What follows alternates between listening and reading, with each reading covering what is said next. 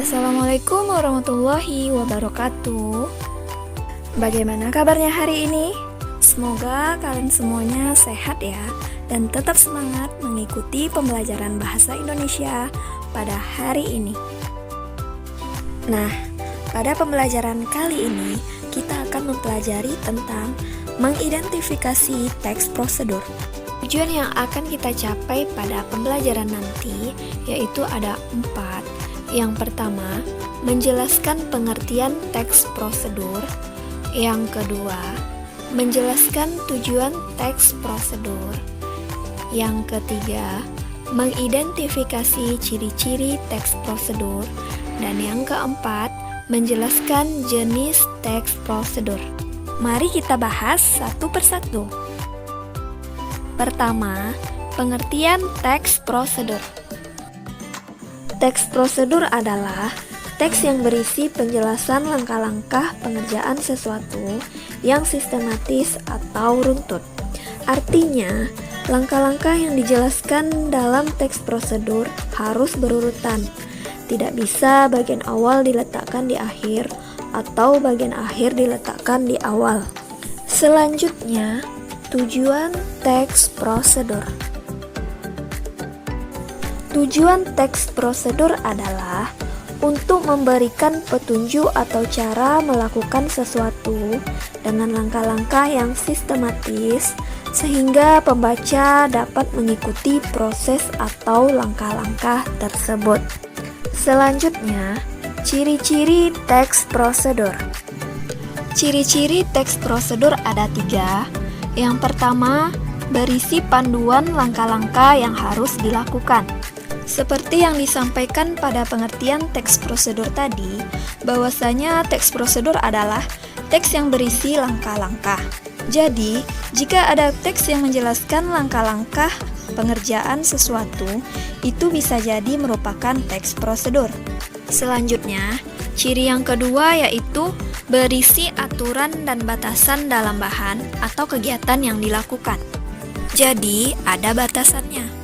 Contohnya, pada teks prosedur melakukan sesuatu, misalnya teks prosedur menari, angkat kaki setinggi lutut. Nah, setinggi lutut merupakan bentuk dari batasan. Dibatasi tingginya setinggi lutut. Atau pada contoh teks prosedur cara membuat sesuatu.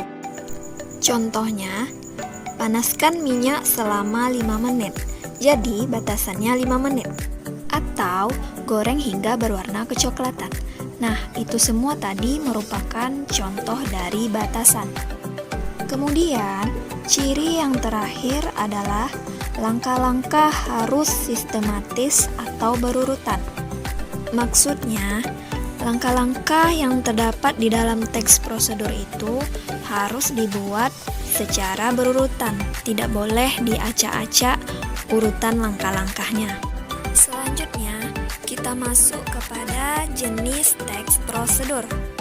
Berdasarkan tujuannya, teks prosedur dibagi menjadi 3 jenis, yaitu yang pertama, teks prosedur cara menggunakan atau memainkan suatu alat.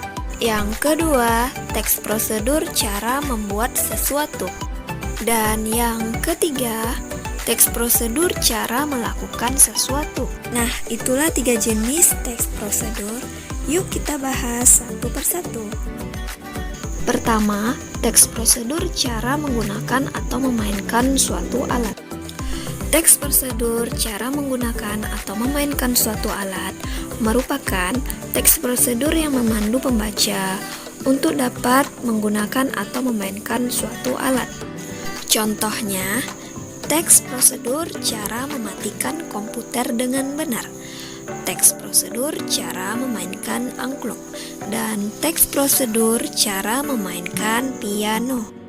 Nah, berikut contoh teks prosedur cara menggunakan atau memainkan suatu alat. Pada contoh kali ini, cara memainkan alat musik talempong. Dengan pendahuluan, talempong adalah salah satu alat musik tradisional Minangkabau. Talempong termasuk alat musik jenis pukul. Alat musik ini sering hadir dalam perhelatan upacara adat. Kemudian, penjelasan langkah-langkah berupa teknik memainkan talempong secara tradisional dan teknik memainkan talempong secara modern. Selanjutnya, diakhiri dengan penutup sebagai berikut. Kita harus melestarikan alat musik talempong sebagai alat musik tradisional. Jika Anda tertarik untuk memainkan talempong, berarti Anda tertarik untuk melestarikannya. Kemudian yang kedua, teks prosedur cara membuat sesuatu. Teks prosedur cara membuat sesuatu yaitu teks prosedur yang berisi langkah-langkah membuat suatu barang. Intinya, teks prosedur ini menghasilkan suatu produk atau barang. Contohnya, teks prosedur cara membuat bubur Manado. Teks prosedur cara membuat jus mangga. Teks prosedur cara membuat obat tradisional insomnia, dan teks prosedur cara membuat batik.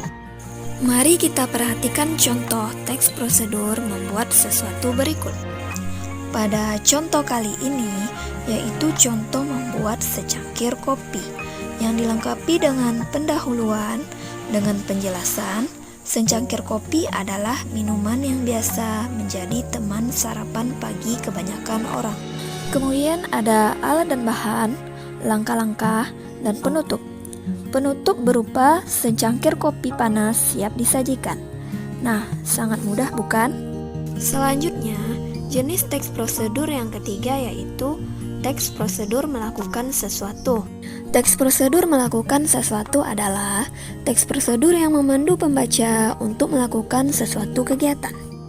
Contohnya, teks prosedur cara melakukan gerakan tari tortor, teks prosedur cara menari jaipong, dan teks prosedur cara mencuci tangan dengan baik dan benar. Mari kita perhatikan contoh berikut. Berikut untuk teks prosedur cara melakukan sesuatu. Pada contoh kali ini, cara menari poco-poco yang dilengkapi dengan pendahuluan yang berbunyi, poco-poco adalah tarian yang berasal dari Maluku. Tarian ini populer di Indonesia sejak tahun 2000-an. Gerakan tari poco-poco sangat mudah dilakukan. Selanjutnya ditambahkan dengan penjelasan langkah-langkah menari poco-poco dan diakhiri dengan penutup yaitu ikutilah langkah-langkah menari poco-poco tersebut. Jika sering dilakukan, Anda akan mudah dan terlatih dalam gerakannya. Selamat menari!